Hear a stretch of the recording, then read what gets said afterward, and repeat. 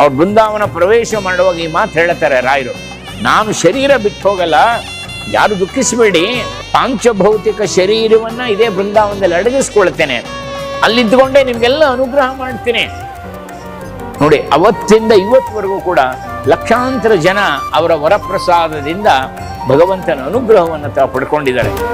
ಮಂತ್ರ ಮಂದಿರ ವಾಸಂ ಮಂತ್ರಾಲಯಾಧೀಶಂ, ಮಂತ್ರ ಮಂದಿರ ವಾಸಂ ಮಂತ್ರಾಲಯಾಧೀಶಂ, ಚಿಂತನಶೀಲಂ ಸಂಕಟಹರಣಂ, ಚಿಂತನಶೀಲಂ ಸಂಕಟಹರಣಂ, ಸಂತಕುಲೋದ್ಭವ ಶಾಂತಸ್ವರೂಪಂ, ಸಂತಕುಲೋದ್ಭವ ಶಾಂತಸ್ವರೂಪಂ, ಮಂತ್ರಮಂದಿರವಾಸಂ ಮಂತ್ರಾಲಯಾಧೀಶಂ.